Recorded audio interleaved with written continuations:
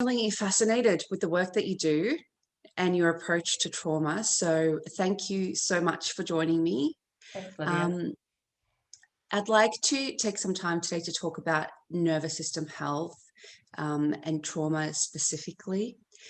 Your approach through your work has been really fascinating and interesting because you've delved in a number of different approaches which are a step away from your traditional therapy, but they're starting to become more and more understood.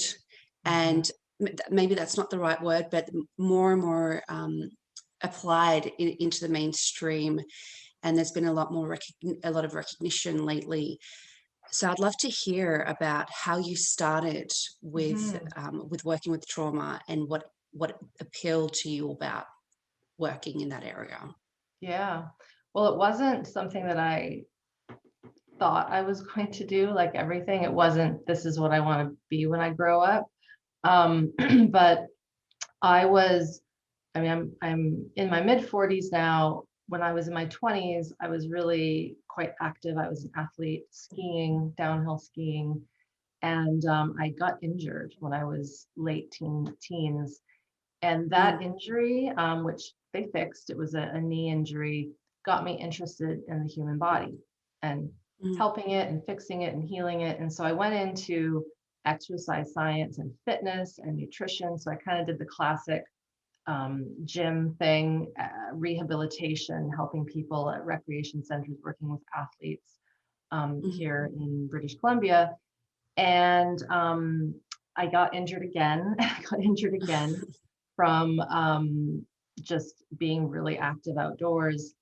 And one injury in particular was really bad. I broke my kneecap in half and had, yes. yeah, it was an ouch. And I had to get that repaired, obviously. And my rehab didn't go as planned. And so I was doing the things that I had learned for nearly 10 years around rehabilitation and gaining strength and muscle and stretching and core work and all that. And Mhm, nothing was working. I mhm, was strong and I looked good because I was fit, but I had a lot of pain through my hips and ankles and spine and all this. And I kept asking questions and seeing physical therapists. And one in particular, I was actually in Australia, interestingly enough. I was living in Wollongong outside of Sydney. oh, wow. Yeah. And I saw a physical therapist. He said, I don't know what's wrong with you. Like you're doing everything right. Hmm, I think you need to see someone else that practices something that's a bit more mind body, a bit more nervous system based. I said, I'll mhm, try anything. I was kind of desperate. Yeah. And mm, I did this form of work that is known as the Feldenkrais Method. It's named after a person. He's long mhm, passed. And to keep the story short, it was the thing that completely changed my body. I worked specifically in this methodology for about 4 weeks. And within 4 weeks, I no longer had to stretch. I was strong again. I had retaught my body how to move in a mhm, natural way because all of the surgery and the injury, it was like it was a physical, but it was also a neurological trauma to my patterns. Like I didn't, even though I could walk and I was functional, the patterns were off. And so I actually went back to the basics of how a baby would learn how to move and mhm, walk and crawl to reestablish the right patterns. So that was like the mhm, first, um, we'll say that that's like section A of my career. I totally fell in love with this form of work. When I got back to Canada, I studied it. I became a practitioner and I started working with people who were also in pain and injuries and all those sorts of things. And it was working really, really well with a lot of people. But there mhm, was a whole chunk of people who weren't getting helped with this sophisticated form of mind body work. It was weird.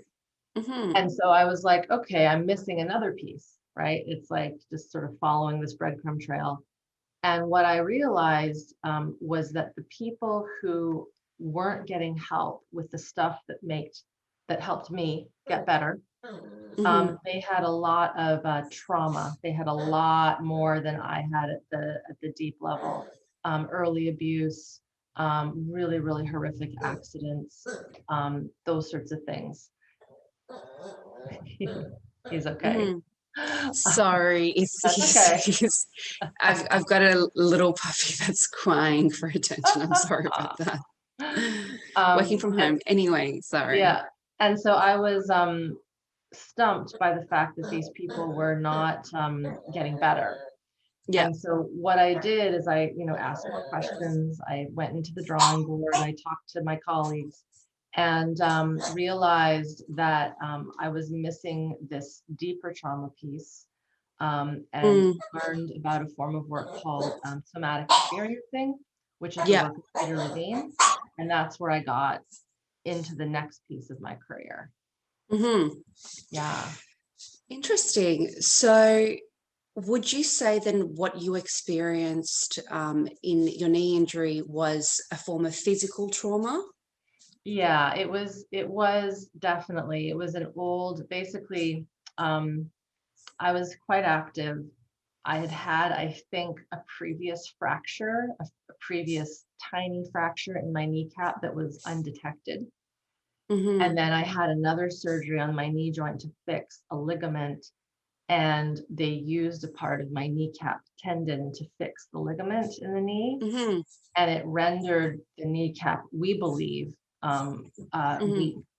And so when I was recovering from this other knee surgery that fixed my knee, I was walking down some stairs, and it was the force of impact. I wasn't doing anything crazy. I was just walking down the stairs, and the Hmm. kneecap just blew right in half.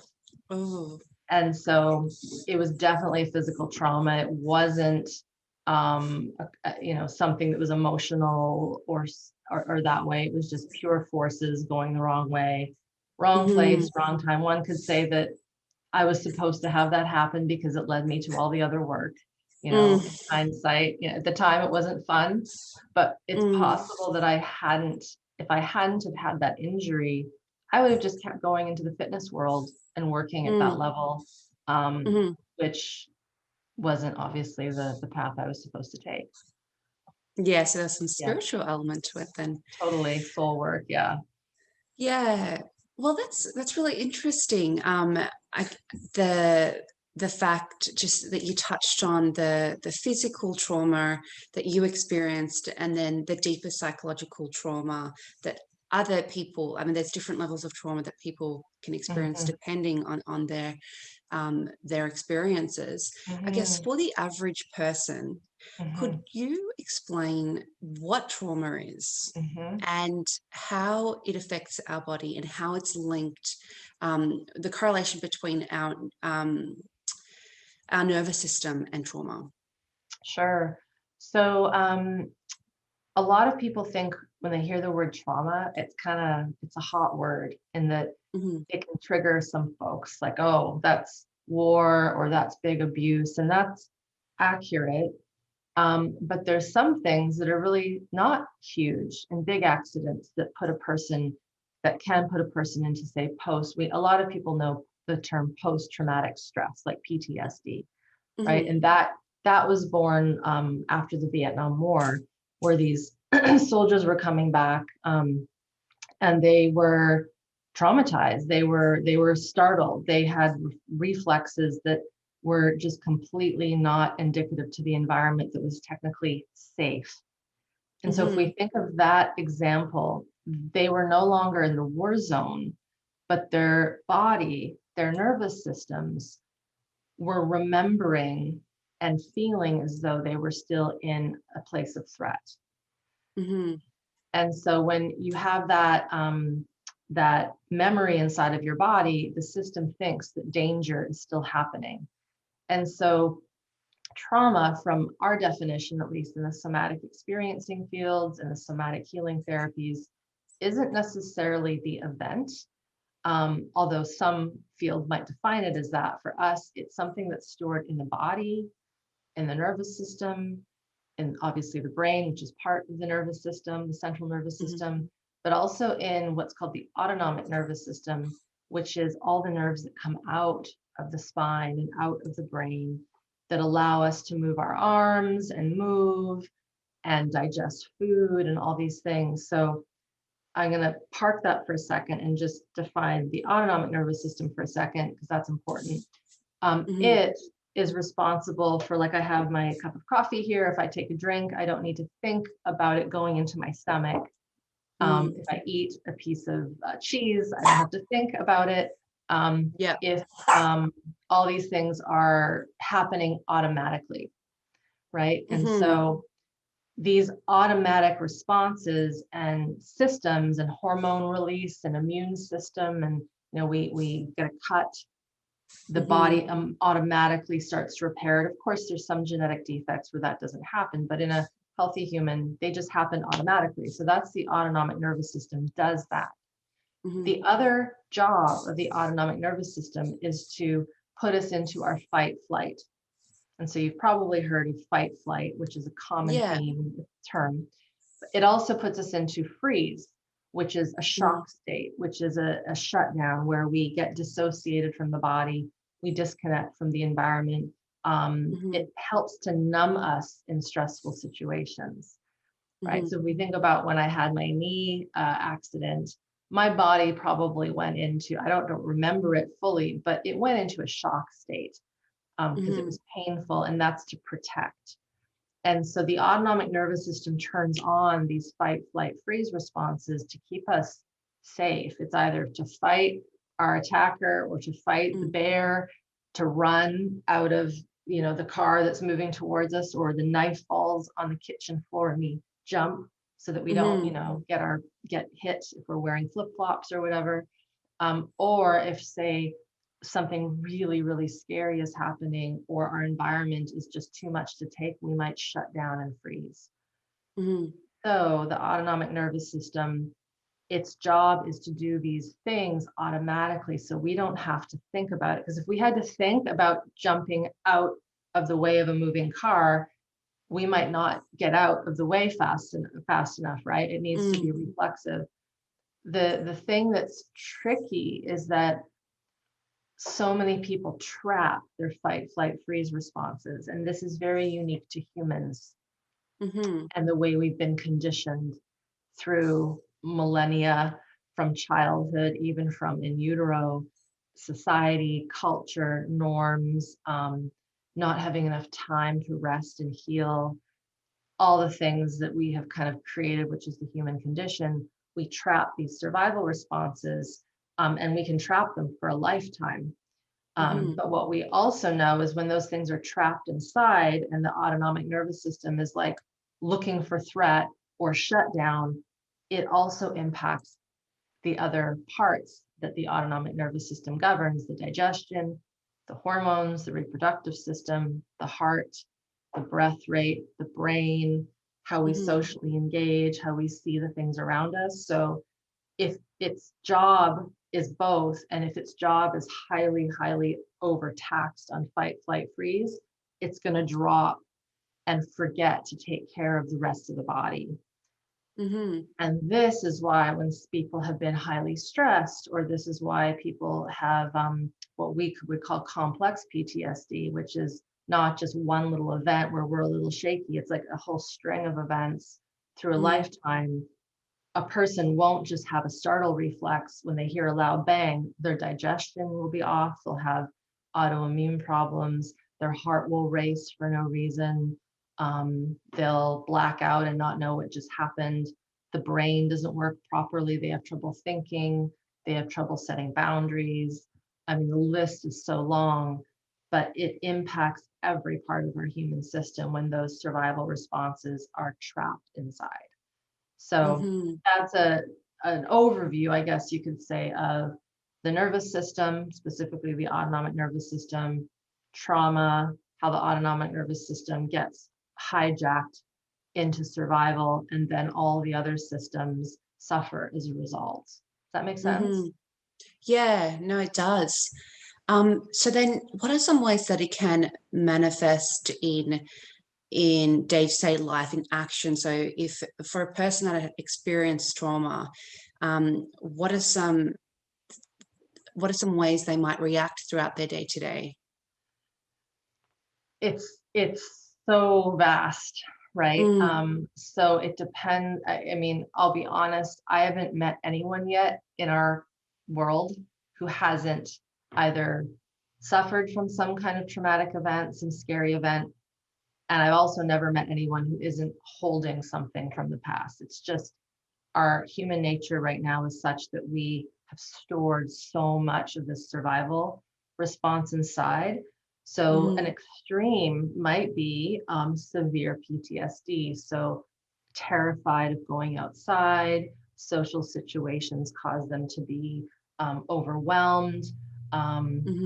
Within that, severe gut troubles is a big one. So Crohn's, IBS, immune related problems. So things like MS, for example, but also little things like just feeling really lethargic, not having energy, even though someone is resting all the time, still being sick, even if the diet has completely been cleaned up and changed. This is really common.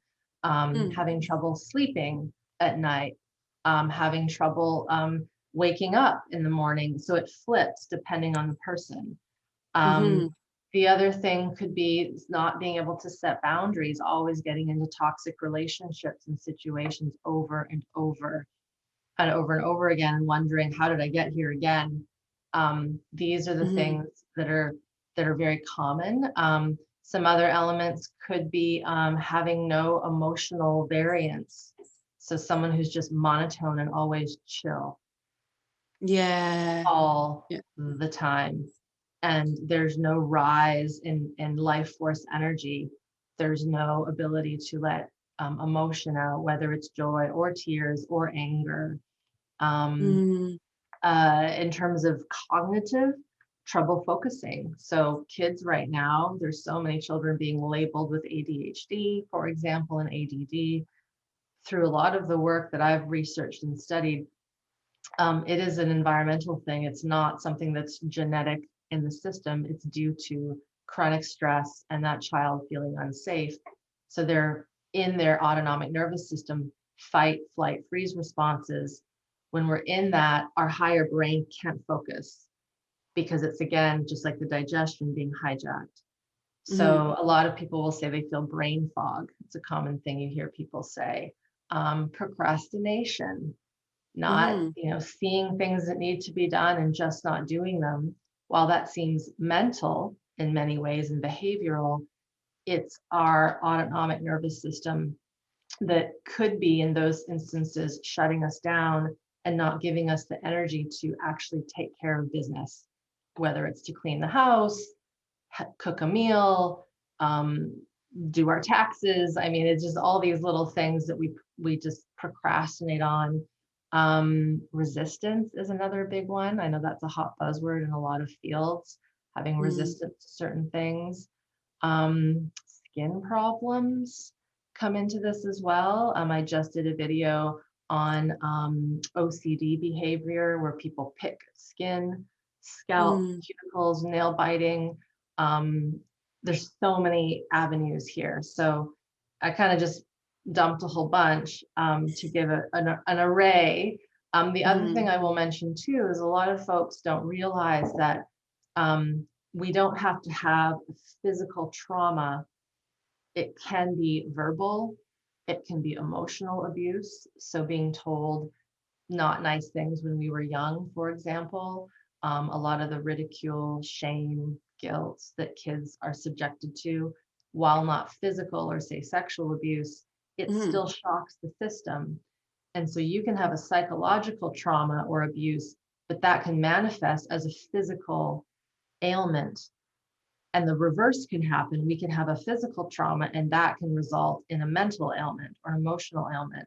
So the nervous system doesn't really know. It knows the difference, but pending the situation and the genetic predisposition, a person may end up with something that doesn't match with the trauma. And this is why a lot of times there's confusion in the medical and psychological world. It's like, well, this person's having all these mental troubles.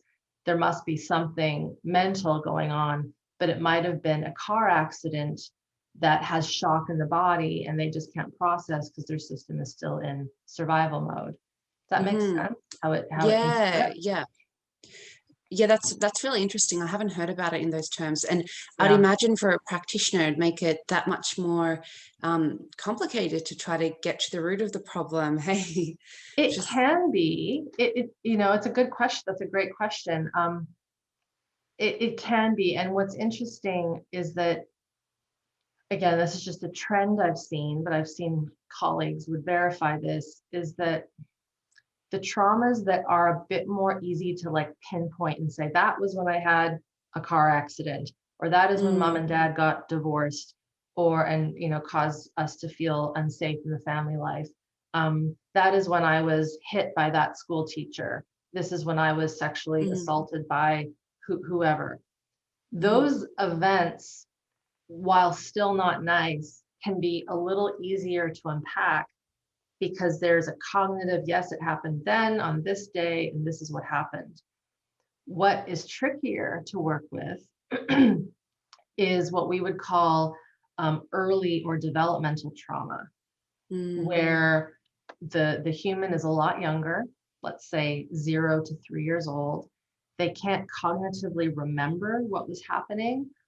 And it might not have to be something really physical and abusive. It could be just my common example is mom and dad hate each other, but they're not resolving their issues, for example.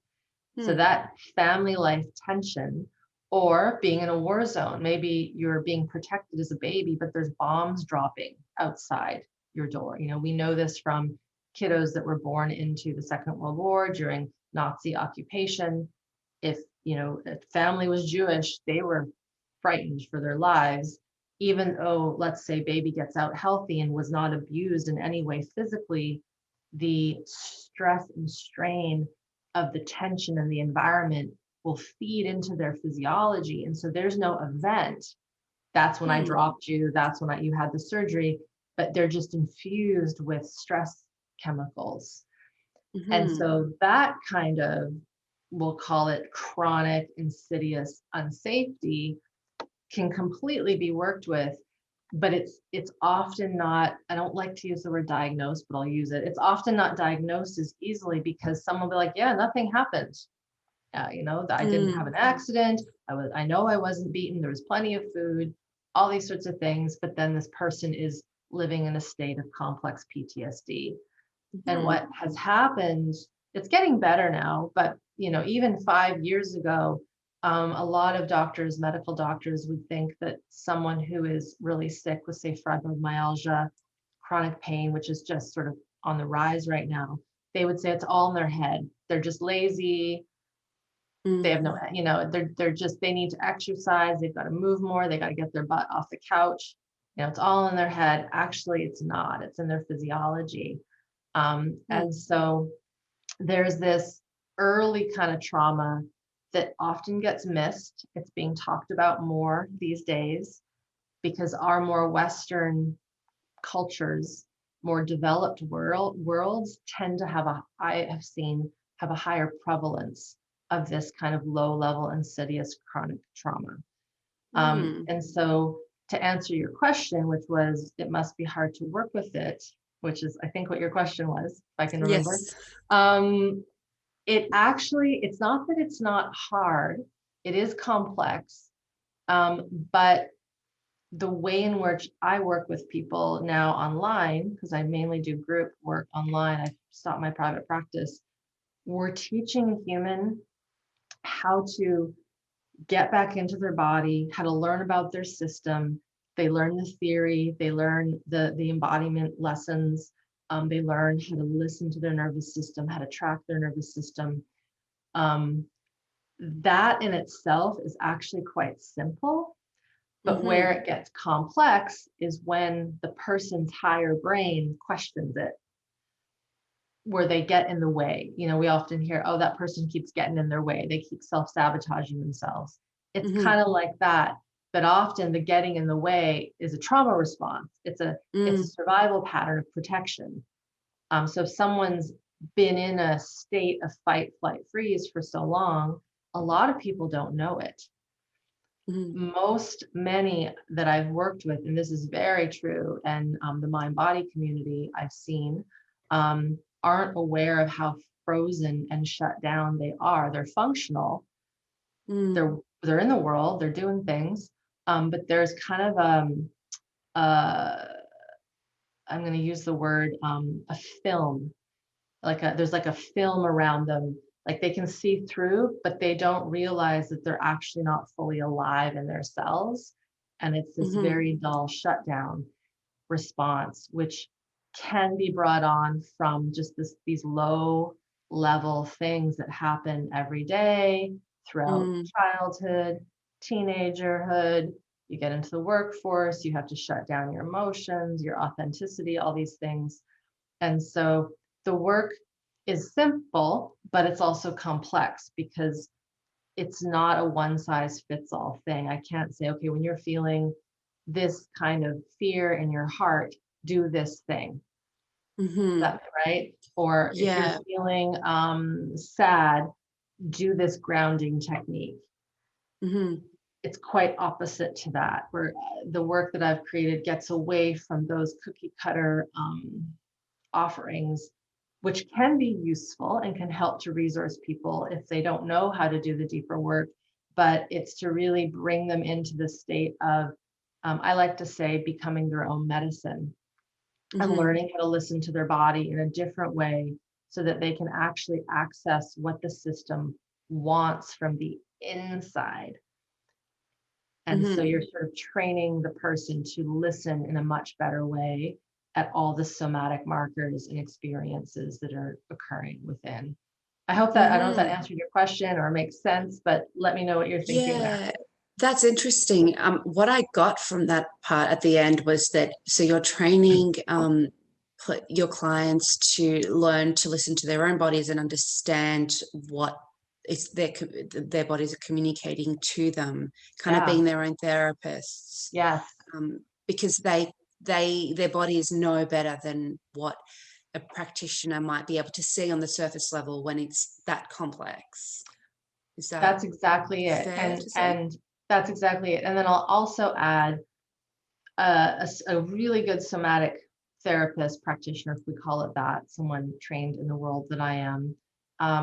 They might actually help guide a person, because that person might not have the ability to notice these little twitches in their face or these little movement patterns that are really unconscious. One of the parts of the work is observing spontaneous movements that come out of the body, or freeze patterns in the eyes where there's a state of shock that might come over. And a human that is not it's a funny word, but initiated into this work might not know that they have this tick that happens, for example. Or they might not understand that habit that they have is a mechanism to keep them safe that they've adopted through the years. So sometimes it does help to have an outside source, but it is very different than trying to have an agenda. And what I've heard from a lot of my students who have come from sort of classic talk therapy, which does have a place, the talk therapy kind of therapy, cognitive behavioral thing. But a generalization I've heard is that a lot of the times the therapist will have an agenda, like they want to work on this today, and we're going to work on this accident, and this is, we're going to get the tears out and all these sorts of things. But what's interesting is the human system is more intelligent than we give it credit for. When that client comes into the office, if they are living in a state of survival stress, even functional, they've got a job and kids and they're doing things, but if they have an element of survival stress stored in their body, their spidey sense can tell if that therapist has an agenda, even if they don't talk about it. And this is where our intuition and that sixth sense lives. And so the practitioner has to really understand this. I would call it being trauma informed at this very high level, where the therapist, the practitioner, has to have a really solid skill set, but they can't have an agenda. They can't be there wanting to force and push their client into a direction.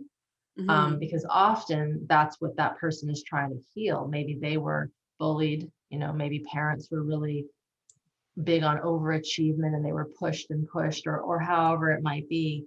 And so there has to be kind of this meeting of the nervous, we often say the meeting of the minds, like a meeting of the nervous systems, where the practitioner has to kind of put their guard down and just be connected to their system, open, skilled. Person comes in and you just work with whatever shows up in the moment. Right. And maybe that client is like, I really want to work on that car accident that happened when I was 5. And it's like, okay, great, we'll work on that. But the client, the student, I often call my people students, they guide the way. And then the practitioner kind of helps steer, in a sense, that essence, that system, that situation, into a manner that helps them resolve the survival patterns that have been stored in the system. And how that happens, at least in private session, is very diverse. It could be actually lots of talking, but lots of pausing and sensing what's happening in the body. It could be lots of sensing with the person just following the impulse of what's occurring. It could be manual work where you're actually working with the body and touch and movement to help facilitate the release of patterns. So it's kind of fun in that there's no one, like, this is a car accident, so we're going to work like this. Yeah. Right? It's not like if you go into the hospital to have a general surgery, like an appendix removed. Not that I think that should happen, but let's say it has to be removed. The doctors don't go, at least I don't think, okay, what are we going to do today with this appendix? I wonder. Exactly. Let's try it this way today. They have a way to do it. And that's important for that kind of healing and medicine. But for this stuff, it's complex. But what's interesting is that when you follow that lead, it actually unfolds really beautifully, because you're not trying to force the person into a box. You're letting we might say their intelligence, their internal intelligence, come up and out. And often people they've never been given that opportunity, for some their entire lives. Right? Especially if someone was brought up in a household where it wasn't cool to be silly, to be creative, to be exuberant and joyous, or show tears. If, this is very common, less common now, but it's still happening. But often, especially in the 50s, 60s, for example, that generation, they were very stern, no tears, no emotion, keep it all in check. But humans aren't going. Like, keep going, keep pushing, don't cry, toughen up. I mean, there's so many words, children should be seen and not heard. Right. 100%. That's really interesting. So just going back a step to your approach and letting the client direct you, or the student direct you. It's really interesting you say that. I wonder whether in some way, like naturally, for a person who's experienced trauma, their response has been to shut down and not trust and be suspicious of everybody. So having that pushy agenda approach would trigger that response first. So giving them that freedom to just flow, and that safe space to just come out. You nailed it. Yeah, no, you're accurate. That this is actually very common. A lot of people don't realize how infused their system is with fear at a very low level. And a common thing we might say, and I am not in private practice anymore, but since we're on that thread, I'll speak to it. When I was, is you could ask the question to someone, when was the last time you felt safe? Right? And anyone listening to this, the moment I say that, your brain's going to think, if we have to really think about when we last felt safe, then chances are we aren't safe, because safety is something internal. It's not something that is specific to, it's when I am in this room in my house with the door locked and I'm in the bath. If we have to go that far into our mind banks, into our cognitive banks to think of when and how we feel safe, we are not inherently safe cellularly. We want it to be there all the time. But the interesting thing with safety is safety also means being able to be accurately attuned to threat. So one of the things that occurs when we have a lot of stored survival stress, remember how I said some of the classic signs of stored trauma would be getting into bad situations over and over again, procrastination, resistance, these things that aren't really physical problems, for example, but more how we interact with our lives and the world around us. So if we have this sense in our body that the world isn't safe, we will put up these invisible walls, so to speak, that protect us from situations that are out of our control. So often what I see, and again, this is just a generalization, but it's quite common, is people will have a very strict routine, a very strict practice. And I'm all for routine. You know, I clean my house, I put away the dishes at the end of the night, I brush my teeth. There's certain routines like that that are just part of keeping house. But then there's these really very almost religious routines of, I have to do this first, I have to do my this then, and then I have to do this then. And if it gets thrown off, a person is scattered. Often that's a sign that that little system is probably working so hard to stay in check and in control, because internally things feel completely chaotic. And often a person hasn't landed on the fact that that is why they have to have this control, these strategies every day in and out, because they're trying to manage this out of control quality inside. And being able to really land on maybe that awareness and go, oh my gosh, that's why I am so grumpy and I lose it when I don't get exactly this happening every day. And so it's sort of this shift away from what's been very common I've seen in the mind body world, even the spiritual community. You've got to do this meditation every day, you've got to do this thing every day. I mean, you guys have planners, right? You've got to do this journaling every day. I'm not, again, I got millions of journals all around me, but the thing is if we have to have it to function, then our system isn't in good regulation. And so I kind of forget what your question was about safety, but the safety thing is actually one of the biggest culprits for human problems right now.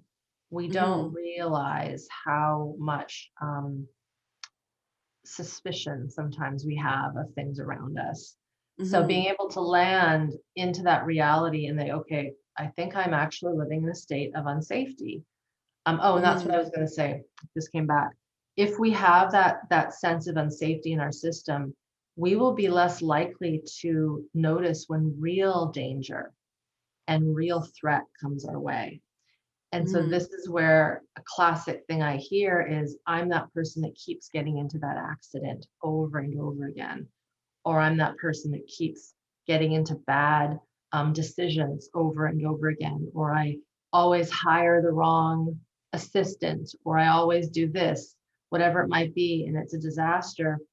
When we're living in a state of cellular unsafety, our spidey sense for what's good for us is kind of off, right? Survival mechanisms have been turned on all the time. They're going to be worn out. They're not going to be as sharp. They're not going to be as accurate. And so this is another reason that we want to work at this deep level and peel these layers off, so to speak, so that we're not getting into bad situations over and over again. I hope that makes sense. Yeah, so it almost becomes a self-fulfilling prophecy if you're trying to avoid the danger, but then your senses are off. So you miss dangerous cues. I Exactly. wanted to just, I really want to go into the somatic therapy, Mhm. um, go into some conversation around that. But one thing that I thought was really interesting in what you said a few steps back was how trauma is not the typical thing that most of us, and admittedly I thought, was you had a car accident or you were abused or whatever it might be. It's those subtle little things. So even if you were brought up in a family with parents that had the greatest intentions, Mhm. um, not being there when a child is distressed, that neglect or that um, family tension, or just any of those things where we pick up, because kids are obviously very smart and in Oh tune yeah. with their environment. I'm learning that now because I'm due next month, so I'm reading up a Oh, lot on that. So beautiful. I'm learning a lot about Yeah. that type of thing. But I thought that's really fascinating because, I mean, in countries like Canada and Australia, and that we do come from, countries where there is such a diverse mix of people and cultures that have come from war zones, that have come Mhm. from so many different Yeah. environments. Mixing, Um, melting pot. Yeah. yeah, so it's no wonder why, I mean, like that mixed with all the pressures that we've got. I mean, I'm kind of rambling here, but that mixed with all the, different pressures we have in the Western world when mothers give birth, most people have to go back to work Mhm. pretty soon after. So Mhm. it's incredible that yeah there's all of it's incredible that there's all these little subtle things that can be happening to us that we're not really even aware of, that Oh yeah. could have been traumatic. So Yeah. I'm really interested in that, because again, like even with yourself, you spent 10 years before discovering this kind of work in trying Mhm. to work with understanding the body, understanding traditional therapies, and trying to heal yourself. And I guess, what does that say almost to the nature of trauma, that we can go about our lives for so long not realizing that we're living with this low level trauma? Like, what does it say about the nature of how it is embedded in our bodies? Like, Yes. does This that is make like, sense? oh, of course it makes sense. This is like 5 hours of conversation. It's so Um, fascinating. I'm like, oh my God, I can go in so many different directions with this. yeah, no, It's it's a amazing. great question. I mean, thanks for letting me know that you're about to have a little human, because it's Oh, actually a good place to move from, in that. So I'm going to make a real simple example. So if we think of animals in the wild, right? So hmm we're both in Canada. hmm There are bears in Canada, right? yes, In the especially in mountains. Vancouver. Yes. Not right where, but like they're over there. I know they're on the other Yeah. side of the water. Um, so there's bears here. There's also bears in Russia. There's bears in China. Like there's bears all around the world. When a baby hmm bear, when a cub is born, the hmm mother bear here, Russia, China, even it's a panda bear, they are going to treat that baby, that cub, the same. hmm It's just right. It's like birds. Birds are here. Birds are where you are. Birds are in Africa and South America. mm They come out, they hatch, and they are treated the same. There's no manual that mother bear and mother bird reads to say, how do I, what do I do when they cry? How do I teach them how to walk? There's none of hmm that. There's none of that. Like they just do it, and those animals do pretty well, right? It's usually hmm us that screws them up. Yeah, So I know. that's another story. But Yeah. so here's what's interesting is that humans are animals. We are mammals, right? We have organs and nervous systems just like the bears, but then hmm we're human because we have this higher brain. The birds don't have this cortex that has developed all this technology, right? We are hmm the only species, at least on planet Earth, that's developed this high level technology of communication and flying and electricity. But what's happened is that we have completely come away from that natural, instinctual This is what we do when we have our young. We treat them like this because it's exactly what they need.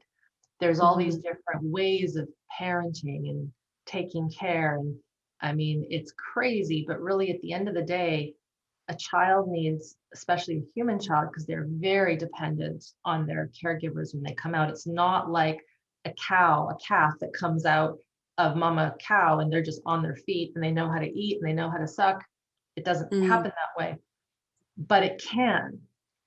And we have robbed ourselves from our intuition and instinct as humans. So when a mom Mhm. brings their new one into the world, if her system is still stored up with traumas and tensions, there's going to be usually some trouble. Now, not always, Mm. but moms who have had lots of, let's say, early trauma, even low level insidious trauma, will say, it wasn't until baby came out that I had all this stuff flooding back from my own childhood, because it'll Mm. trigger these things, right? That Mhm. that needs some time, a contextual parallel for them to work and come out.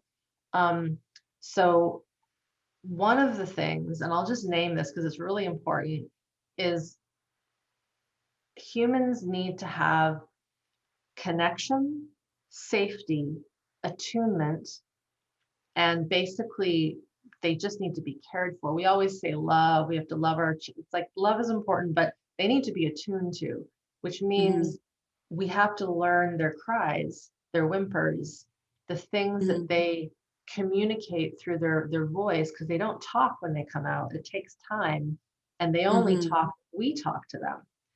And if we speak to them and we communicate to them, if you don't talk to a baby, it's not going to learn how to talk, Mhm. which happens in high levels of neglect where a child isn't talked to and isn't communicated to. Mhm. But one of the fun things, there's an age like 6, 8, 10 months ish when a baby starts to feel their power.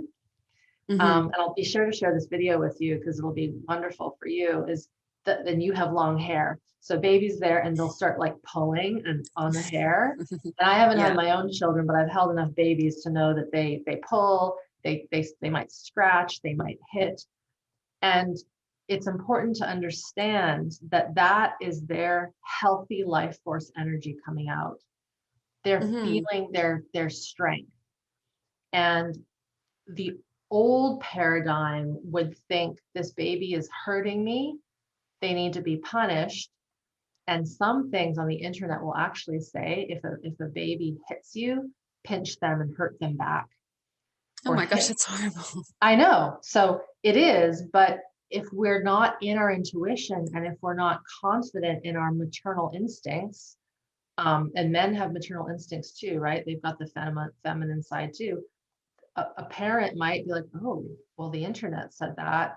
I guess maybe I should Mm. do that. They question it.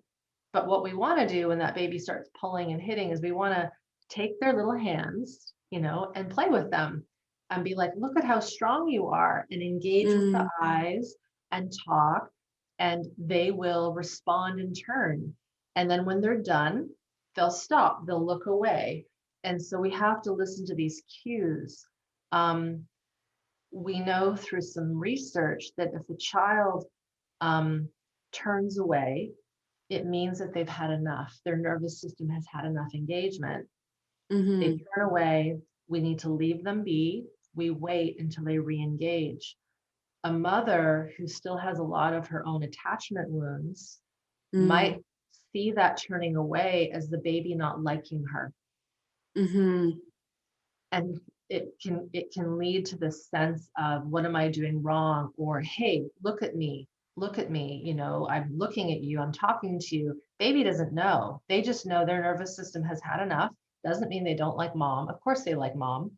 Mhm. Mother is providing, but we have to listen to those cues. And that those early attachment pieces, if they are not met accurately. So you ask the question, how have we Mm. gotten off the track and where did this all come from with humanity? It starts with that.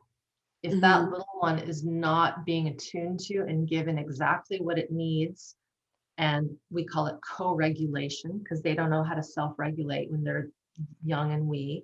Mm-hmm. They need that to wire up a proper nervous system. Mm-hmm. What's interesting, again, is because this trauma stuff has been passed on along generation and generation, and we're Mm-hmm. not living in the natural world the way we used to, hunter-gatherer style. We're not I mean, more now, like moms are carrying their babies on them with carriers. They're not putting them in cribs in a dark room on their own. They're often co-sleeping with them.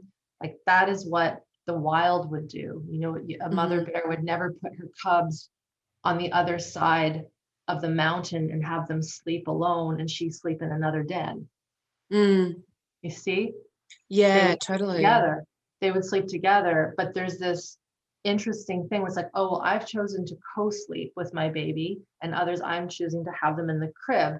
And again, each to their own, but biologically, that baby needs to be with mama or Mm. caregiver because they are learning what it's like to be safe. They're learning what it's like to be in this world. And so there's all these little things, and when you start to really look at it, it's quite simple. Mm-hmm. And if we have unresolved stuff, it can be complex if the awareness isn't there. If the awareness is there, then that interaction can be beautiful because then mom is learning, baby is learning for the new time, and they're doing it together. You know, they're breaking Mm-hmm. the pattern of these old traumas. Um, Mm-hmm. and in working and talking to my students over the years, it's so cool when a young mother is like, oh my God, I just tried this thing and it was easy. You Mm. know, it was so easy. And I just went with my intuition. I didn't look it up online. I didn't look into a book. And I think that's one of the things is just, especially for the young moms or the moms to be, is Mm. we have to trust our intuition because it's actually written in our biology how to take Mm-hmm. care of the young, just like that mama bear. Right? Yeah, Does that make totally. sense? Yeah, 100%. And I mean, sometimes I feel like some of these, reading a couple of books here and there, or even listening to yourself is great because it reminds you to do that. Yeah. Like I'm not talking about necessarily the books or the schools of thought out there that, you should co-sleep or maybe put the baby in another room, or Yeah. like, all the different ideas out there, but just that reminder of, where go back to your roots, get back grounded in your Nature. natural. Yeah, Yeah. exactly. Yeah. Exactly. That's interesting though, because I wonder, excuse me, That's for a okay. person who has unresolved trauma, Hmm. um, is is there the risk that that impulse that comes from the trauma could be mistaken for your instinct? Can that kind of cloud that view? It can, and that's where having awareness and education. And when I Mm-hmm. say education, I'm like high level education, which is what I teach my students, so that Mm-hmm. because again, remember how I said we're humans and we're also animals. We've got the higher brain, but we have the biology. Mm-hmm. From my experience and experimentation with my students, we need that higher education so that our higher brain can sift through, is this accurate? Is this my old stuff?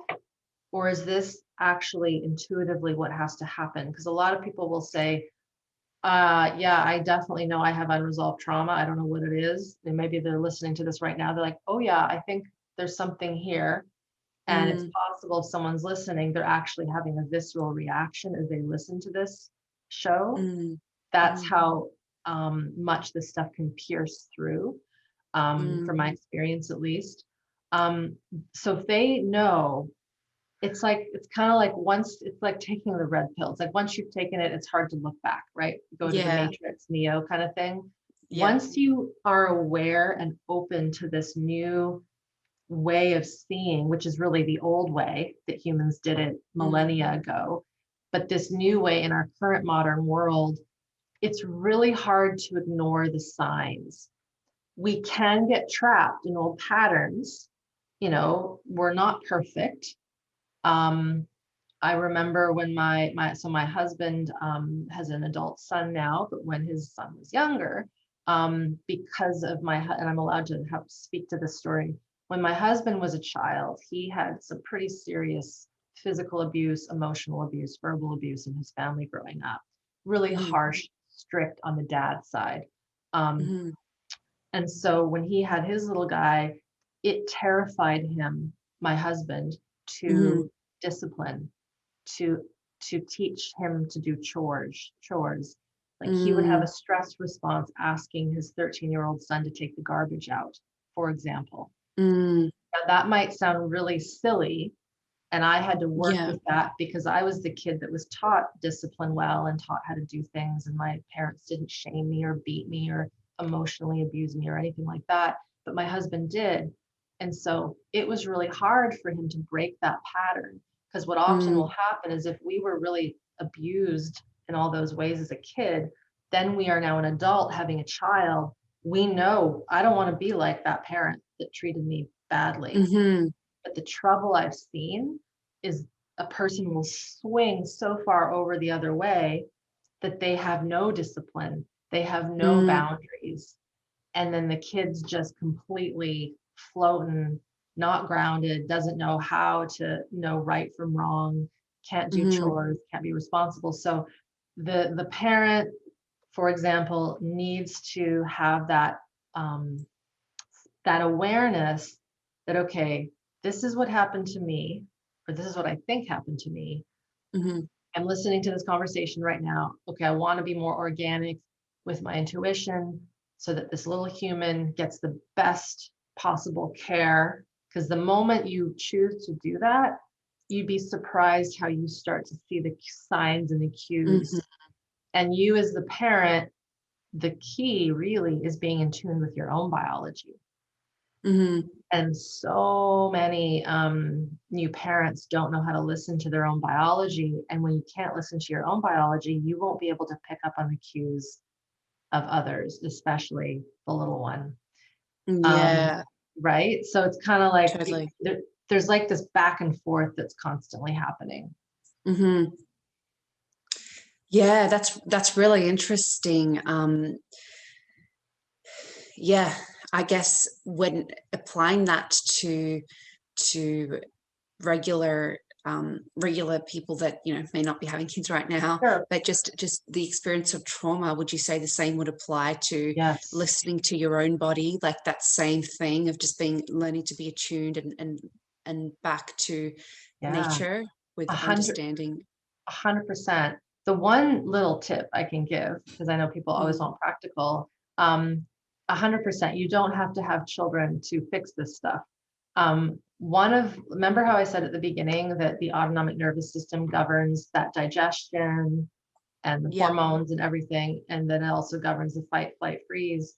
One of the simple ways to get embodied, and this is going to sound really basic, Mm, but it's to start listening to our digestion better, mm, our bladder.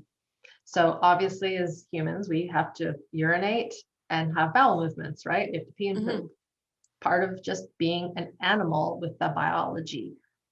Humans have gotten really good at ignoring that stuff. Like we can, and I'm a guilty, I'm sitting here on my computer, I'm doing a lot of work. I can feel that I have to go to the bathroom, but I can override it to a certain degree. I can hold it mm, in, all these sorts of things. It's best too when the opportunity is here. Of course, I have a toilet right over there, so it's not hard. When you feel that pressure, when you feel that urge, listen to it and take care of yourself. Just mm, like if a baby pees or poops, they cry. They're wet in their yeah. diaper if they're wearing diapers. A, Again, I hate to say good and bad, but I will. A good parent will hear that cry and go, oh, we need to change your diaper. Let's do that. Their needs are met and then they're comfortable again. They're not sitting in, whatever it is they're sitting in. And Mm, so by listening to that, and you will be surprised, for those of you listening now that this is in your attention, how often you hold it in. You wait, just mm, one more thing. I'll do one more dish. I'll do one more thing. I'll do one more email, and then I'll go pee. And then it actually can sometimes disappear. And that disappearing is the system actually shutting down to that need. And so, as remedial and as simple as it is, by listening to that and acting on it, it starts to let that unconscious nervous system know that you're listening to the body.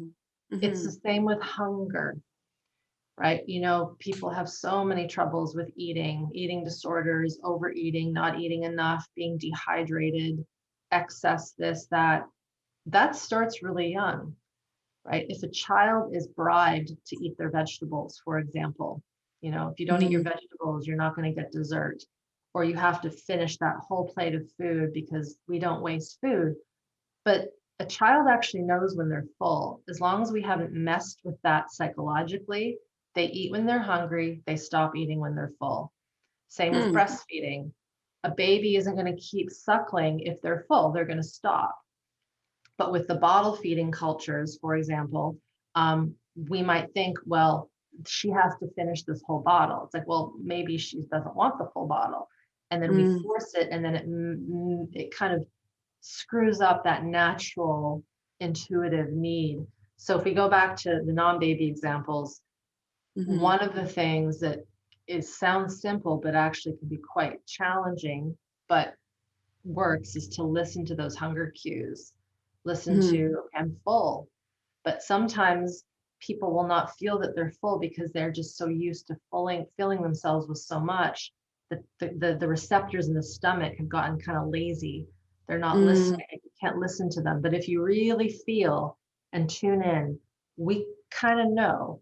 And so those are some examples. So listening to when we have to go to the bathroom, thirst, hunger, other things, it comes back to the viscera. Passing gas, again, I know that sounds really remedial and strange, but you know, we will say things like, pardon me, excuse me. So if a child is, again, go back to the baby, but when they pass gas, when they burp, we applaud it as parents because it shows that stuff is moving out. We would hope, right? We want that to come out. But as adults, we've sort of shamed it. It's like, oh, excuse me, I'm so sorry, you know, sorry for burping. But it's just a natural human response. It's a biological response. Animals in the wild don't excuse themselves when they pass gas or burp. My dog doesn't. Exactly. They just do it. But that's what I'm saying is, we've gotten so rigid with these bodily responses, but then everybody wants to heal their trauma. The trauma is embedded deep within the physiology. If we can't listen to these basic elements of our physiology, it's going to be damn hard to bring this stuff out in a way that is organic and natural. And this is why there have been so many practices created that try to push it out. You know, let's try to shake it out. Let's try to breathe it out. But from my experience, again, in working with folks around the world, when we get some of these biological markers on board and we really listen to them, the system just kind of starts to get a little more resilient. And it starts to notice that we're letting these things flow out and in and through. And then it kind of picks up on, oh, well, maybe it's okay to cry. Maybe it's okay to feel that anger, right? Maybe it's okay to set that boundary, because all these emotions come from our viscera. They come from this core area of our heart and lungs and guts and all that sort of stuff. The brain interprets it, but it's all coming from this physiology of ours. So that I wanted to put that in just so that there's a little context of this is how people can start to listen to their biology. And it actually is one of the first steps to healing trauma at this level. That's really interesting. So I don't want to touch on this for too long because I really want to get into some of the somatic therapy stuff, because I find that so fascinating. I think so many people listening today will too, and benefit so much. But you mentioned that our experience lives in there, in the core, in that part, and the brain interprets it. But does the does the brain also play a role, though, if it's interpreted the wrong way over the years in shoving it back Yeah. down, or is that internal? Or is that Yeah, the no, the brain is, I mean, the brain is still, obviously, if we didn't have our brain, we wouldn't function, just like if we didn't have our digestion, we wouldn't function. So it does. And it's interesting because in the practices I teach, never do I talk about the amygdala or the reticular activating system. Like these are buzzwords that a lot of people in the neuroscience community push out, and there's nothing wrong with them. The pituitary, the hypothalamus axis, pituitary axis, they're all important. Um, from my experience, when, and this is backed up by my teachers, the brain is still an end organ. So it is Mm, being influenced by the autonomic nervous system. The brain is part of the mhm, central nervous system. So the brain mhm, and spinal cord is the central nervous system, and then the autonomic nervous system is the peripheral nervous system. So it's all the nerves that come out. mhm, If you go and work with, say, a really good osteopath or a craniosacral therapist, even the work that I do manually, we will put our intention and work with the brain structures. But it's hard for someone who isn't trained to work on themselves in that manner. It mhm, can be worked on with intention, and anything's possible. But what I've found in my experience is by working with the peripheral, so listening to those biologies, and this comes into the practice that you asked about, a lot of mm, the things I'm teaching are bringing touch to the body, gentle movement to the body, being more aware intentionally of how we move. It's like when you move, are you jagged and stiff, or can you shift the tone so that there's an ease through the movement? This brings in the Feldenkrais work that I did when I broke my kneecap like 20 plus years ago, for example. mhm, Um, by actually working with the movement and the touch, we are influencing the central nervous system by default. mhm. So the one Yeah. thing I didn't mention, so there's the peripheral nervous system, that's the autonomic. The other part is what we would call the somatomotor sensory. So like I've got 2 cups of liquid here, like, and if you have something in your vicinity, you can pick it up, and that's the muscles working. The brain is sending a signal to pick up, right? And I feel the heaviness. If this was hot with scalding water, I wouldn't be able to touch it, right? I'd have to do Mm, this. And it's because my senses are picking that up.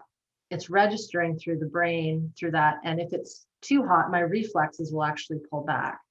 So there's so much going on within that brain, and the messages to the spinal cord and these peripheral nerves, that I keep it's complex, but we keep it simple, in that we're working with the movement, the touch, the sensation, the connection, maybe the containment, maybe the expansion or movement. And this is why movement practices like yoga, for example, are wonderful. Dance, wonderful. Even really mhm, good physical fitness where you're really paying attention to the bicep curl and the push. They are mm, ways to get into the body that are very good. The key is the person aware of what they're doing. So many of these practices, even what we would consider mind body like yoga, a lot of people go into those practices and they're completely tuned out. They're going through the mhm, motions, they're getting the movement, but they're actually not aware of the movements through the body. So when we can tune into that peripheral nervous system and the quality and the mastery of how we're connecting with our bodies, it is by default directly influencing that central nervous system. mhm. Does that make sense? It does. Okay, So neuroscience very much just talks about thoughts and experiences that are stored in different parts of the brain that have the sure. different functions. Um, but through um, through these physical exercises, through working with the other system, we could influence that. We could influence the brain basically in feeling like we could do the healing from the reverse. In a Ah, way, would I be right yes, to say, yeah, yes. would I be right to say that if we, do a bunch of exercises that, you know, feel safe in the body and help release that trauma and help you feel safe through an experience that felt traumatic in the past. You Mhm. could be reshaping that part of your brain that felt that experience. Does that Yeah, make you're on the sense? right Like you could, track. yeah, like you 100, could, 100%. Yeah, I often okay. use the term reverse engineering, because you're right. When you Mm, said we're reversing it, and you're accurate, it's like we're trying to implant a new pattern to replace the old one.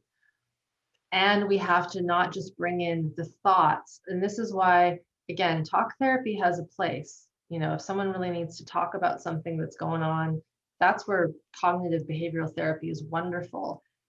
What we've seen, however, is that if there is a trauma, if there is a old injury or verbal abuse, toxic shame that that person has experienced over and over, it is embedded in the physiology and in the postures in the body. It is embedded mm, in how the cardiovascular system responds, the heart rate responds, the adrenals, how they pump out stress chemicals. Now, of mm, course, that's all coming from the brain, right? Like these axes up here, they say threat, it releases a hormone that pumps the adrenal and releases all these things. That is accurate and that is true. However, it's like we're going to that root that is in the somatic system to mm, say to the system, there, it's okay, chill. Yes, it's scary, but we can stay connected here. We're grounded. And yes, there's this part of your system that is terrified, but we're mm, just going to stay and contain. And maybe we do feel that terror. One of the things that's very key and maybe different is fear. Like fear is actually important. We need it. If there's a problem, we need to go into a fear response. But so often we've trained folks to got to get rid of the fear, you know, no fear, mm, all that kind of thing. But we want to actually, when we're healing our traumas, we want to get better at feeling the fear and not being afraid of the fear. It's kind of a weird mm. thing. So we want to No, no, that actually, makes total sense. we want to feel the fear because it's old. And if we can't connect to that somatic experience, we're not going to release it. We're not going to integrate it. Mm-hmm, But we want to feel it without getting more afraid of it. This is where re-traumatization happens. So if mm-hmm, there isn't this connection to the environment, to the body, a system can very quickly spike into another stress response when processing an old trauma. mm, Now, there might be a spike because that's the old stuff coming out. So again, the way this looks is so individual. Like some people might shake to release, some people might tear up, some people might get shivers down their spine. There might be a movement that has to happen that replicates needing to push because maybe they couldn't push someone away when they were attacked. mm-hmm, There's so many, potentials for how that comes out, mm, but it really comes down to how are we listening to this internal physiology? How are we tracking these somatic experiences that are coming up? How are we mm-hmm, noticing the spontaneous movements that want to come up? Like, oh, I'm protecting my head. I got that mm, hit when I was little by my parent that always smacked me, and I never was allowed to do this. So now my system wants to feel what it was like to protect. For mm, example, as I show that movement. And so if a person isn't connected to their body and these movements, they might miss an opportunity to release a trauma because the system has said, oh, to release trauma, you just have to shake. Well, maybe to release this trauma, we have to feel this movement pattern that we never got to do. Or yeah, say, piss off to that person that was treating us poorly in high school and yeah, experience that healthy aggression, right? mm-hmm. So there's like, it's like a mix and match. Yeah, that makes total sense. That's interesting because yeah, when you need to feel it in order to process it and to Mhm. understand it in the context of what happened. Exactly. Because you're right, I definitely feel like the culture we're living in is very much like there's good feelings and there's bad feelings, and the Mhm. bad ones are bad. So shove them down, get rid of them as quickly as possible. So Yeah. if, you know, you're doing the work and you feel bad, you're thinking, I could see how, you know, more fear would come in to be like, why am I feeling this fear? This is a bad sign. How Yes. do I get rid of it? Yeah, Yes. It that's it has screwed with us the last, decade or 2 decades, especially with pharmaceuticals that people take to get rid of anxiety and all mm, these things. And sometimes we need those things, but I've worked with so many people who are like, oh my God, if I had known this 20 years ago, I could have just learned how to be with my body and feel this rather than pop that pill or take mm, that drug to soothe. And this is why so many people do go that route, because no one has taught them how to be with this intensity. mm, But lots of, if we think of tribal culture, for example, they do ritual, they do dance, they do song, they do movements that are very intense to move mm, and shake things out on the mm. daily. It's not something that they just do once a year when they go to that retreat, right? Which Yeah, is kind of yeah. our westernized way of dealing with this stuff is we're like, oh, I'm going to go to that retreat in August, and that's when I'm going to work on my trauma, right? It's like, well, Mm, actually, in the natural world, it's always occurring. mm, And so it kind of funnels back to something you said earlier, maybe before we started recording. I can't remember, where it's like the 9 to 5 lifestyle just isn't conducive to what humans actually need to process yeah. stuff, Hmm. right? It's like you got to Yeah, wait till the weekend. exactly. And usually we process it with a glass of wine. Exactly. And I love my wine, don't get me wrong, Yeah, but it's like we have to come back to that natural way, but yeah, still bring it into this complex modern society, because it's not going anywhere. Like, we're not getting rid of this modern society. So we mm, have to embrace it, but also find a different way, I believe, to bring this stuff in, so that it's yeah, just knowledge that it's like, oh, it's okay to burp. It's okay to, go to the bathroom when I have to go. I don't have to wait until my lunch break to have a mm, snack, for example, if I'm hungry, hmm. right? So it's like a reversal. It's like a 180-degree flip. Hmm. That's really interesting. So, so I'd love to hear about. I think a lot of what you've been describing is, I have the suspicion of somatic experiencing therapy, but I would love to hear what specifically the role of somatic experience therapy plays in healing trauma. What does it? Um, how does it help a person that's going through trauma? Sure. It's sort of what we've been talking about. It's allowing a person to really um, acknowledge, be with, experience. I mean, it's in the title, somatic experiencing. It's allowing them to experience their somatic self and Hmm. resolve stored traumatic stress, memories that are trapped in the body Hmm. via the many different ways in which a practitioner might guide a person into that world. And so, if we think about really good health, that would be a human system that has that autonomic nervous system that Mm, is healthy. And a healthy autonomic nervous system means that the fight, flight, freeze isn't running the show 24/7. hmm. If we could just define it, like what helps or how does it help, we would get person to a place where they're no longer living in a dysregulated state, Hmm. where when they're having a conversation, when they're making food, when they're doing their things, they're not in survival mode, right? Hmm. And so that would be kind of um, the end goal, I guess you could say, is restoring regulation back to the nervous system, which then restores health to all the other organ systems. It seems really simple, but that's essentially what's occurring. Is we're helping the nervous system not be locked in fight, flight, freeze, Hmm. so that the other physiological systems can take over and start to recover, start to heal, start to regulate. Hmm. Um, and so that, I mean, I can't say it any more simpler than that. It's about finding regulation at those autonomic nervous system levels.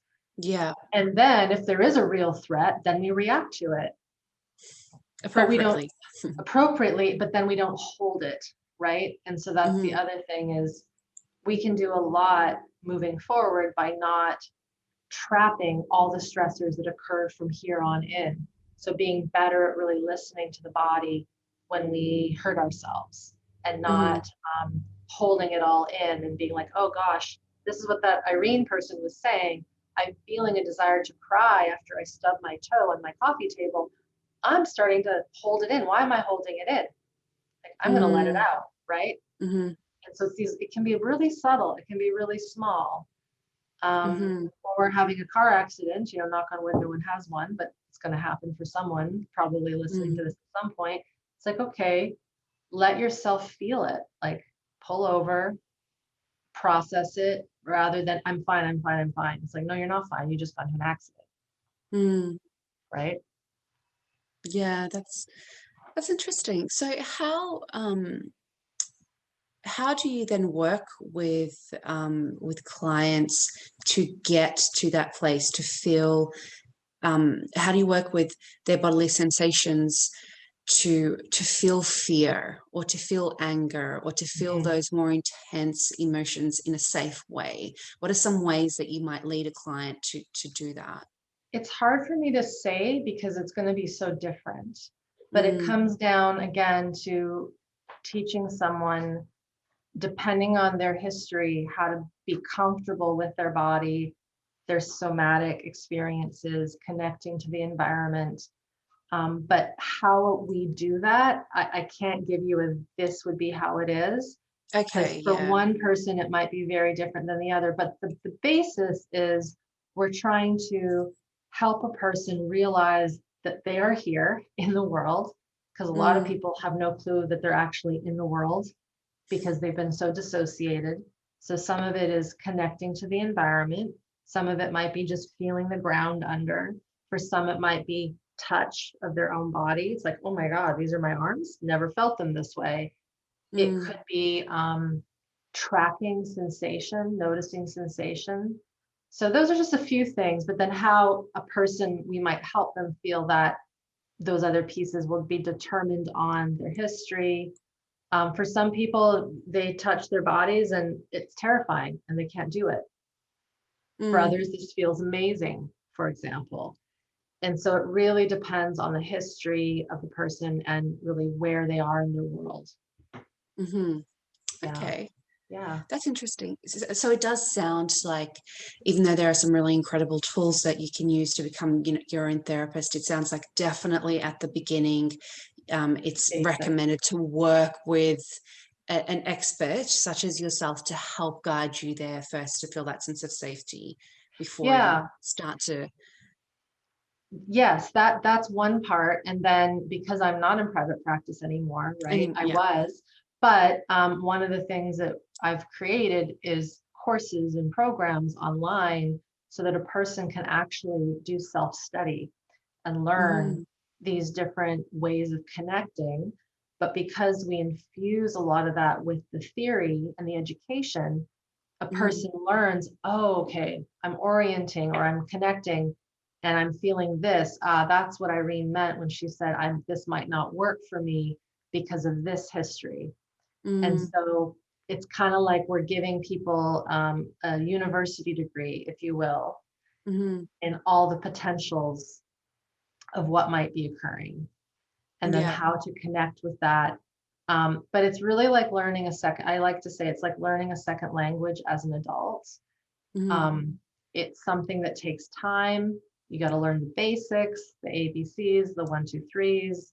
You got to learn the grammar, the punctuation, the inflections. And as you get the basics on board, you can start to form sentences and have conversations. And so we could think of someone becoming their own medicine is that mastery of a new language, right? Where mm, you're not having to think, okay, what's the word for cup, right? It's just there it is, right? mm, There's no going into the brain to think of the other word. It's just happening. So part of the work at this level is teaching that language again, because many people didn't get it for the first time when they were born, right? Because they just didn't have those connections and those attunements and that co-regulation. The cool thing is it can work, is because of neuroplasticity, right? We can change, we can rewire, we can grow. Yeah. Fantastic. Well, Yeah. your courses sound amazing, and would you recommend those for anybody who's experienced trauma, or for those who've got that more complex earlier on, Yeah. or who would you recommend? It's varied. So we have had people from like 90 countries go through these programs. So a little bit of everything. The one thing I have found is that we have people that have severe PTSD, complex PTSD, autoimmune troubles, high levels of anxiety, depression, maybe physical injury, even folks who are bedridden go through fibromyalgia, chronic pain, and even people that feel pretty good and they just want to learn a bit more. What I find is most important is that because it is a course, it is group, it's not one-on-one. The person usually does best when they can be a little self-starting. They can organize their time, they can study on their own, and they have enough resource and support in their environment to take in a course and to work on it without one-on-one support. Now, some folks go through the programs and they also will work with a private somatic therapist alongside, or they'll have a therapist that they see for little things, but then they study the work on their own. So I would say folks that have severe psychiatric illness, and by that I mean a person that really is not able to function in the world properly, clean house, get groceries, like those basic things. If those basic needs can't be met, then I would say this is probably not what a person wants. That's where private one-on-one work might be better. But for those who are doing pretty okay, but they know they've got some stuff that they've stored and they've got some ailments, it can do wonders when you really focus and you do the work and you basically believe that you deserve to heal. That's what it really comes down to. That's beautiful. Yeah. That's very beautiful way to put it. Yeah. Okay, well, thank you very much. Thank you so much for all your knowledge today. I think it was just so rich, with information. And gosh, I'm definitely going to look into some of this for my own little guy coming. Yeah, I'll send you some links. I've got a few that are really good for some of the topics I've talked about, and then you can just take them in over the next month or so. And I'd love that. Thank you. Thank you You're so much for welcome. your time. And You're welcome. do also we'll have your courses up on the website as well for anybody who might be interested in exploring some of this with you too. Thank you so much, Irene. Yeah, thanks for having me. It was have fun. a fantastic rest of your afternoon. I will. You as well.